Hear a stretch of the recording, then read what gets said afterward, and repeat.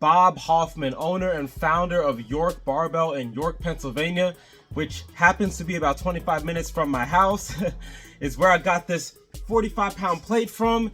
And believe it or not, Bob Hoffman has a lot to do with isometrics, hence why this video exists. We're going to talk about that. We're going to explain the tie-in with Bruce Lee, legendary Bruce Lee. All right, let's just get into this. All right, let's do this. Let's talk about Bob Hoffman today. Bob Hoffman, or Robert Collins Hoffman, born November 9th, 1898. He passed July 18th, 1985, was an American entrepreneur. He rose to prominence as, like I mentioned at the beginning of the video, as the owner of York Barbell. He actually founded Muscular Development Magazine and Strength and Health Magazine. He was actually the manufacturer of a line of bodybuilding supplements, and he promoted bodybuilders like John Grimmick and Sigmund Klein. Coached the American Olympic weightlifting team between 1936 and 1968. So this is a minute ago, guys. He also was a founding member of the President's Council of Physical Fitness and Sports. He was born in Tifton, Georgia, and at age 18, he actually enlisted in Pennsylvania's National Guard's 18th Infantry Regiment. When Hoffman turned 18, he actually went to serve in the National Guard. And when he came back after serving in World War I, he moved to York, Pennsylvania to be closer to his brother. And that's where he co-founded an oil burner business named York Oil Burner Corporation. I know that's not York Barbell, but we'll get to that. Because in 1923, he started the York Oil Burner Athletic Club with a team of employees from the company. In the early 30s, he took leadership role in the Amateur Athletic Union. In 32, he co-founded the Strength and Health Publishing Company, and that's where Strength and Health magazine began. He bought the bankrupted Milo Barbell Company in 1935, sold his oil burner interest in 38, and then he founded York Barbell Company. As a follow-up to Strength and Health magazine, in 1964 he started Muscular Development magazine as he began a shift from weightlifting to bodybuilding. And then to follow that up in 1969 in December, Hoffman and 3 other weightlifters associated with the 1968 Summer Olympics met with President Richard Nixon for 7 minutes at the White House. And as his reputation grew, his Hoffman Foundation gave him some philanthropic fame in the 70s as he appeared in popular TV shows and magazines, until the definite ascent of the IFBB in the 1970s, where Hoffman remained the single influential figure on the North American weightlifting, weight training, bodybuilding, and overall physical culture scene. That's how influential this guy was. So unfortunately, what goes up must come down. And while it didn't completely go down, because he's still revered as one of the most influential fitness figures of all time, Hoffman did push protein supplements that were supposed to give people quote-unquote special health muscle building powers. Turned out to be the juice. So he got caught and he tried to pin isometrics on that, like that was the sole reason why people were getting strong. And for sure, isometrics were making people strong, but they were combining that with the juice, making them incredibly strong. Once the secret was out, unfortunately, isometrics caught some of that. And so just as meteoric as it had been going up, it also was just as meteoric coming back down. So that's why people stopped doing isometrics, because they just thought it was the juice. And that was mostly true, but not entirely, because, and this is why we're going to go into this next phase of the video, because this just is very interesting. And that is the book that he created, Functional Isometric Contraction.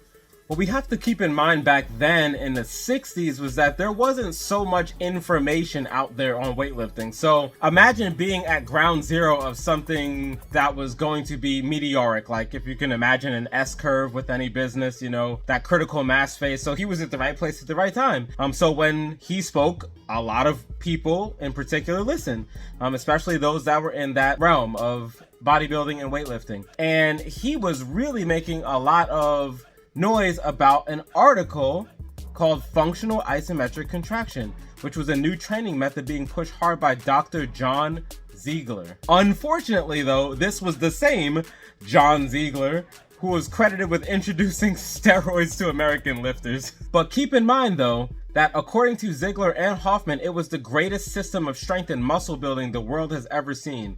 And I'm going to tell you guys that as far as overcoming isometric training with steroids, what a monster that would create. But we're not going to talk about the roids today.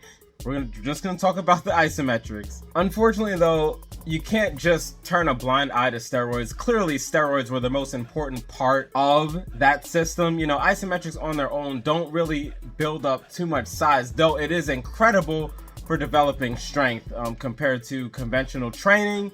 I know that is a huge debate, but the science is there. However, for that reason, though, isometrics really have fallen out of favor, and it has remained out of favor for many decades. They just don't look as cool, and we've talked about that many times on the channel. But time holds, which we're going to talk about with functional isometric contraction article that he was referencing, can have tons of benefits for anyone, not just calisthenics practitioners, weightlifters, or powerlifters. What they were preaching primarily in functional isometric contraction was 1 minute a day. 1 minute a day is all it takes to produce incredible power. And they reference Louis Simmons, and they reference Louis Reek, hopefully I'm not mispronouncing that name, who was 34 years of age when he started this particular training. And back then, he was able to progress to 303 press, 305 snatch, 370 clean and jerk for a total of 978. Man, he was just a little bit off the 1000 club back then, which was a big deal back then. The thing is, though, that Louis only practiced 8 exercises for 12 seconds. So 12 seconds, doesn't that sound familiar? We push 6-second contractions a lot with the Isochain, but they had come up with 12 seconds in our Bruce Lee's Isochain isometric workout video, which you can find here. Bruce Lee did these particular 8 exercises, ironically, which I'm about to go over right now, for 12 seconds. But he started with 6. The exercises you can find in our Bruce Lee's Isochain workout, but they are, again, the press lockout, press start, rise on toes, pull, parallel squat, shoulder shrug, dead weight lift, and quarter squat. Some of these names are just so old, I'm just going to re-say it in English, which is the overhead press from near lockout phase, shoulder press from launch phase, calf raise, clean and pull, parallel squat, shoulder shrug, deadlift, and quarter squat, all on the power rack.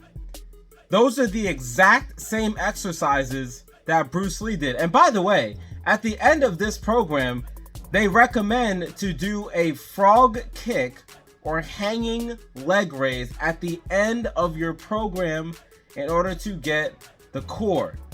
That is exactly what Bruce Lee did.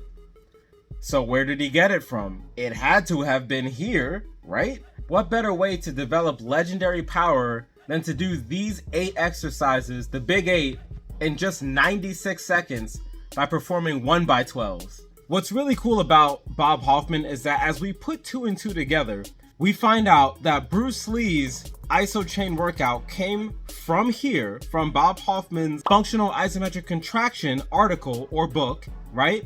And then we combine that with Joe Weider, the original Isochain creator back in the 60s, and you can kind of piece everything together on how everything just started to make sense, how Joe Weider was pushing those Isochains back then by like the metric ton, and Bob Hoffman truly believing in isometric training. Now, granted, again, I'm still going to address the elephant in the room, that there were steroids involved when they were pushing the isometric wave. And I'm referring to Bob Hoffman here. There's still no denying that isometrics make you incredibly powerful, as we've demonstrated on the channel many times already. But what do you guys think? Did you learn something new about Bob Hoffman that you may not have known before? Did you know his connection with isometrics? Drop them in the comment section below, and we will see you in the next isometric lifter profile. See you there.